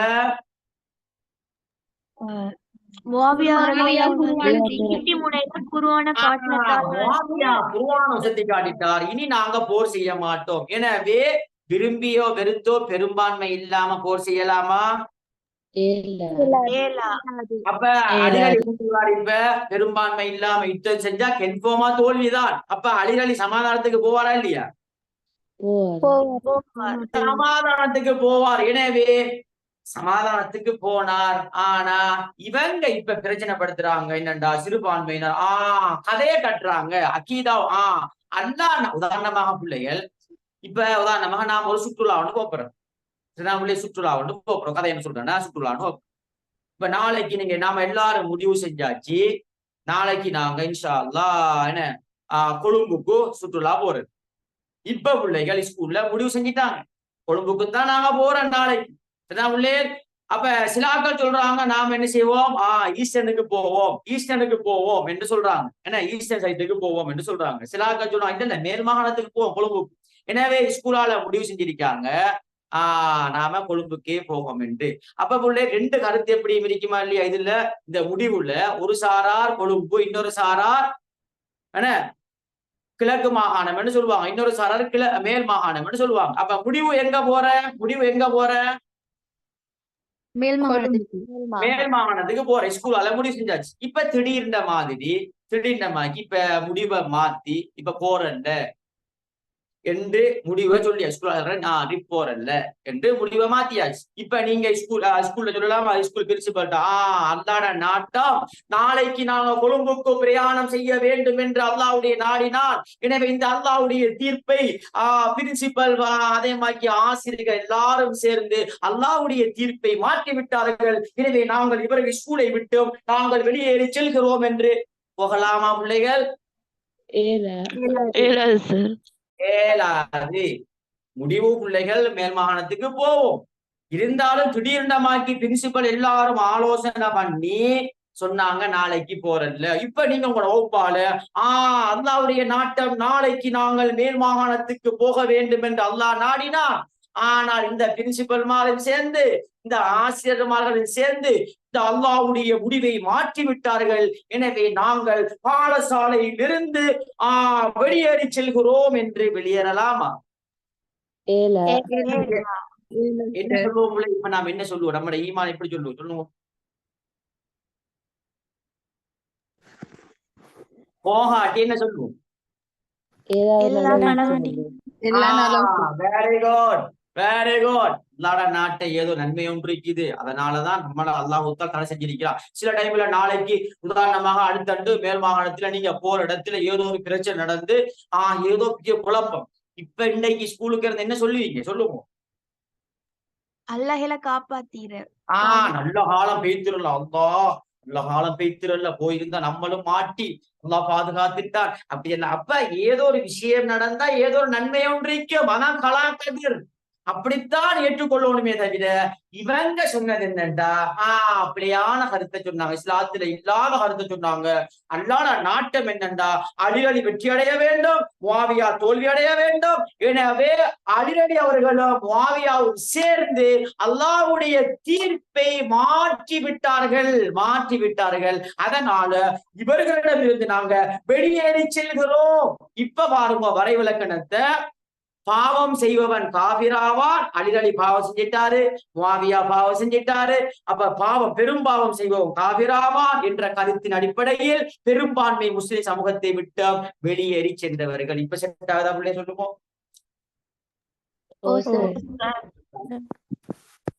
இப்ப பாடம் கிளியராமா சொல்லுவோம்? கிளியரா? ரைட், ஓகே, மாஷா அல்லாஹ். ரைட், இப்ப பிள்ளை இது ஒரு விஷயம். ஷியா கவாரிஜிங்கள்டா யார், அவங்களுடைய தோற்றம் சொல்லியாச்சு. இப்ப அவங்களுடைய கொள்கைகளை கொள்கைகள். இந்த கொள்கைகளை 3 விதமாக கேள்வி கேட்கலாம். ஒன்று ஹவாரிஜிங்களுடைய கோட்பாடுகள் என்று கேட்கலாம், கொள்கைகள் என்று கேட்கலாம், அக்கீதாக்கள் என்று கேட்கலாம். 3 ஒரே விஷயம் தான். கொள்கை என்று சொன்னாலும் ஒன்றுதான், கோட்பாடு என்று சொன்னாலும் ஒன்றுதான், அக்கீதா என்று சொன்னாலும் ஒன்றுதான். பெரும்பாவம் செய்தவர்கள் நரகில் நிரந்தரமாக இருப்பார்கள் என்பது யாருடைய கோட்பாடு? ஹவாரிஜிகள். கேள்வி வந்தாப்புல முத்தசிலாக்கள் எழுதுறல்ல, பெரும்பாவம் செய்தவன் காபிர் என்று சொன்னா யாருன்னா ஹவாரிஜிங்கள்னு சொல்லணுமா? பெரும்பாவம் செய்தவன் நரகில் நிரந்தரமாக இருப்பான். பெரும்பாவம் செய்தவன் காபிர் நிரந்தரமாக நரகில் இருப்பான் என்று சொல்றார்கள் யாரு? அதே மாதிரி உஸ்மான் அலி உட்பட அலிரலி, முஆவியா அதிகமான சஹாபாக்களை காபிர் என்று சொல்லுவாங்க. ஏன்டா அவங்க பெரும்பாவம் செஞ்சிட்டாங்க. அப்ப ஏன் இதுக்குள்ள உஸ்மான் அலியை சேர்க்காங்க?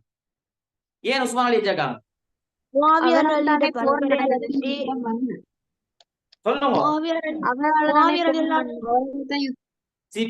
நடந்தது யாரால?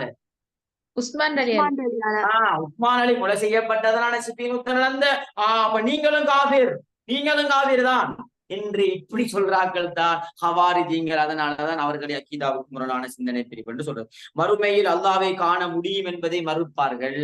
நாங்க என்ன சொல்லுவோம்? நாளை மறுமையின மூமின்கள் நேரடியாக லைவாக அல்லாஹ்வை காணலாம் என்று சொல்லுவோம். ஆனா இவங்க சொல்லுவாங்க இந்த நாளை மறுமையில அல்லாஹ்வை பார்க்க முடியாது என்று சொல்லுவாங்க. அதனாலதான் இவர்களை நாங்கள் அக்கீதாவுக்கு முரணான சிந்தனை பிரிவு என்று சொல்கிறோம். அதே மாதிரி சிராத்தல் முஸ்தகீம் பாலத்தை கடந்து செல்றதா இல்லையா? அப்படி ஒரு பாலமும் இல்ல, அப்படி யாரும் கடக்கிறோம் இல்ல என்று சொல்றார்கள் தான் ஹவாரிஜிங்கள். சிராத்தையும் அதனை கடந்து செல்வதையும் மறுப்பார்கள். அதே மாதிரி அல்லாஹ் கூறும் விடயங்களில் நபிக்கு கட்டுப்பட வேண்டிய அவசியம் இல்லை. அல்லாஹ் உன்ட்ட சொன்னா அப்ப திரும்ப நாம ரசூலுல்லாஹ்க்கு அதை கட்டுப்படணும், ரசூலுல்லாஹ் சொல்றதை கட்டுப்படணும் என்று கட்டாயம் இல்லை என்று சொல்லக்கூடியவர்கள் தான். அப்ப நாங்க என்ன சொல்லுவோம்? அல்லாஹ்வுக்கும் கட்டுப்படணும். அடுத்த யாருக்கு? நபிக்கு. இவங்க சொல்லுவாங்க அல்லாஹ் கூறும் விடயங்களில் நபிக்கு கட்டுப்பட வேண்டிய அவசியம் ஒன்று இல்லை என்று சொல்வார்கள். முத்தவாத்திரான ஹதீஸை மறுப்பார்கள். முத்தவாத்திரான ஹதீஸ்னா ஹதீஸிலேயே ஆக உயர்தரத்தில் இருக்கக்கூடிய ஹதீஸ் எது? முத்தவாத்திரான ஹதீஸ்கள். இந்த முத்தவாத்திரான ஹதீஸை ஏற்றுக்கொள்ள மாட்டாங்க எங்கட மக்கள்கள், ஹவாரிஜிகள், சில பிள்ளைகள். அதே மாதிரி தமது கொள்கையை இருப்பவர்களை மாத்திரம்தான் ஜமாத் தொழுவாங்க. அவங்களோட கொள்கையை யாரு ஏற்றுக்கொள்றாங்க அவங்களோட சேர்ந்து ஜமாத் தொழுகையை தொழுவாங்களே தவிர எங்களோடு வந்து சொல்ல மாட்டார்கள். திருமணத்துக்கு பின் விபச்சாரத்தில் ஈடுபடும் ஆணுக்கு ரஜிம் தண்டனை. விபச்சாரத்துல ஈடுபட்டா கல்லறிஞ்செல்லாம் கொள்ள தேவையில்ல. ரஜிம் தண்டனை, ரஜிம்டா கல்லறிந்து கொலை செய்வதை மறுப்பார்கள் ஹவாரிஜிகள். 40 பேர் இருக்கும் நிலையில் சில டைம்ல டைப்பிங் மிஸ்டேக் ஒன்றைக்கு பின்னுக்கு 40 வரும், அதை முன்னுக்கு டச் பண்ணி பாருங்க.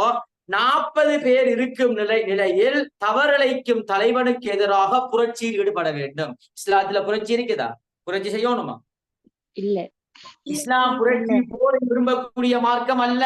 எனவே புரட்சி என்பது இஸ்லாத்துல கிடையாது. எனவே பிள்ளைகள் இவங்க புரட்சியில் ஈடுபட வேண்டும் என்று சொல்வார்கள்.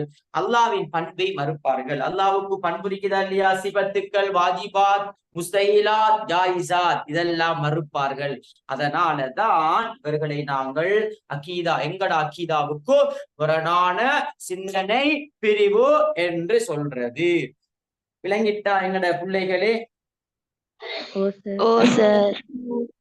Sir right. ஃபுல் கிளியரா? கொஞ்சம் மைக் ஒன் பண்ணி கடைசி டைம் சொல்லுங்க. என்ன? ஓ சார், நல்ல கிளியர். இந்த பாடமாக தேவையா பிள்ளை? சும்மா தலைக்குள்ள அப்படியே கதை இருக்குதா இல்லையா சொல்லுங்க. இருக்கு. இதே மாதிரிதான் அகீதாவுக்கு முத்தசிலாக்கள், ஷியாக்கள் எல்லாத்தையும் முழுமையாக விளங்கப்படுத்துவேன். பாடமாக்கவே தேவையில்லை, கதையை சொல்லி விளங்கப்படுத்துவேன். அதோட சும்மா சட்டப்படியாக ஆன்சர் பண்ணலாம் பிள்ளைகள். இன்ஷா அல்லாஹ் அடுத்த கிளாஸோட 2வது யூனிட்டை முடிச்சிட்டு 3வது அலகு குர்ஆன் ஹதீஸ் போவோம், படிப்போம், எக்ஸாம் நல்ல ரிசல்ட்ஸ் எடுப்போம், பல்கலைக்கழகம் போவோம். ரெடிதானே? ஓ சார், இன்ஷா அல்லாஹ். இன்ஷா அல்லாஹ். Okay right. ஓகேம்மா, இன்றைக்கு எங்களை வீட்டை பிள்ளைகள் ஃபெமிலியாக்கெல்லாம் சாப்பாட்டுக்கு வந்து அப்ப அதால இன்றைக்கு பாடங்கள் கொஞ்சம் லீவு தான். இன்றைக்கு பாடம் பிள்ளைகள் போட்டது ஸ்கூலுக்கு போயிட்டு வந்தோமா, ஈவினிங் போட்டதுதான். இருந்தாலும் இப்ப இடையில இப்ப இடியப்பம் வாங்க போகும். சரியா பிள்ளைகள்? காலையில தம் பிரியாணின்னு போட்டு இப்ப இடியப்பம் வாங்க போகணும். என்ன சரியா? அப்ப அதான் பிள்ளைகள் அன்றைக்கு பாடம். பாத்திமா நாங்களும் வாங்க. நீங்க எங்க பிள்ளைகள் பேசாம இங்கால காத்தமுடி பக்கம் போற, அங்கால வைத்து பள்ளிய பாக்குற, அப்படியே பேசாம ஓடிடுற. காத்தாமுடி பக்கத்துல சேர் நிக்காரு, ஓட்டமா ஓடில கொஞ்சம் சேர பாத்துட்டு போவோம். அதெல்லாம் இல்ல. சும்மா இவட தெரிஞ்சுட்டு சேர் நாங்க வாரோம் என்ன வரவா சும்மா டைப் பண்ற போய்.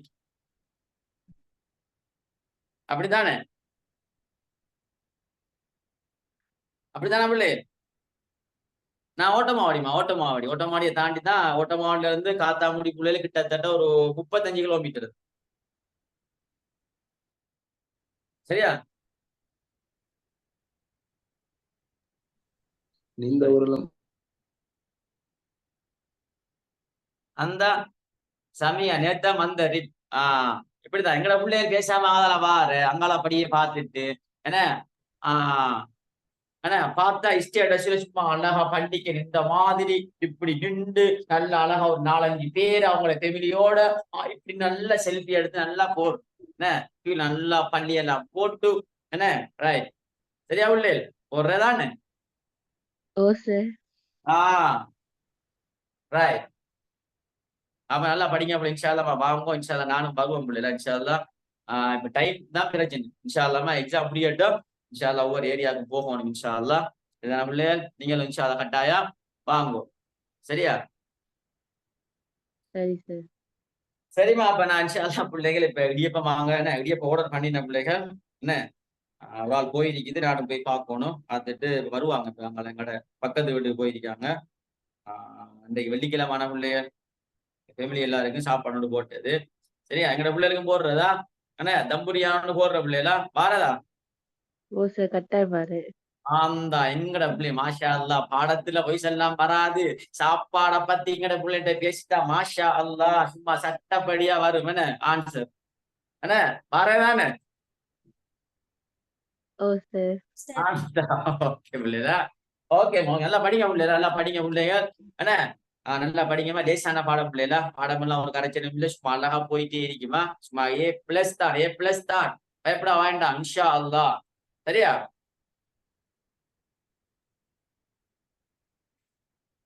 ரைட். அப்ப பிள்ளைகள் என்ன பிள்ளைகள் சொல்ற சார் போதும் சார் என்ன இடியப்பம் என்ன அவங்க வச்சுட்டு இருப்பாங்க போங்க சார் அப்படித்தானே சொல்லுங்க.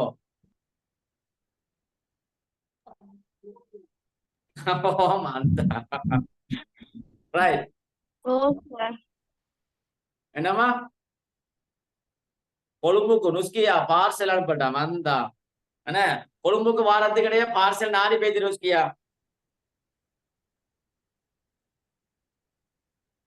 என்ன கட்டாயம் பிள்ளைகள் என்ன தம் பிரியாணி தின்றோம். எங்கட ஃபேமிலியில பிள்ளை நல்லா சமைக்கிற ஒரு ஆள் இருக்காரு. எங்க ஃபேமிலி தான் நல்லா சட்டப்படி தம் பிரியாணி சும்மா சட்டப்படி அடி. சரியா? அப்ப இன்ஷா அல்லாஹ் வாரண்டா பிள்ளைங்க நைக்கி அப்படி வாரண்டா என்ன இன்ஷா அல்லாஹ் நீங்க எப்பண்டா வரணும் இந்த எக்ஸாம் முடிஞ்சதுக்கு பிறகு, சரியா புள்ளே? நீங்க அப்பா நான் ஃப்ரீயா அடிப்பீங்க. ஏலவல் எக்ஸாம் முடிஞ்சதுக்கு பிறகு கட்டாயம் கால் பண்ணணும், இன்ஃபார்ம் பண்ணிட்டு தான் வரணும். சரி நாங்க சாப்பாட்டுக்கு வரோம்னு வெக்கம் இல்லாம பயப்படாம சொல்லுங்க, பயப்பட தேவையில்லை என்ன, சரியா?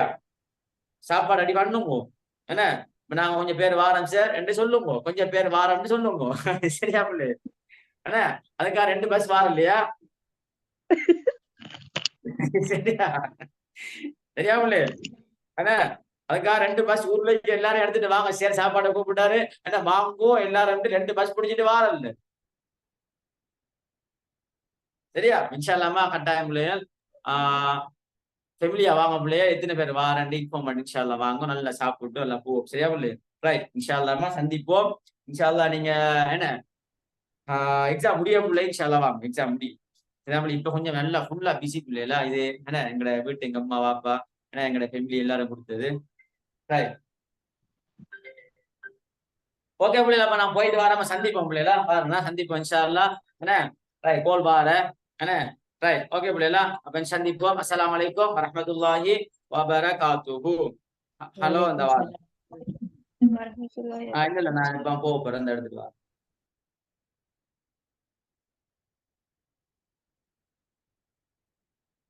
யாரு வர? ஓ இப்ப கிளாஸ் முடிஞ்சு. சரி சரி, அப்ப நீங்க வா போ வந்தோன்னு போ.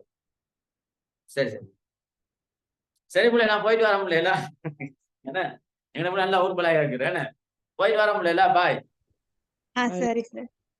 சரியா, ஓகே பிள்ளைல.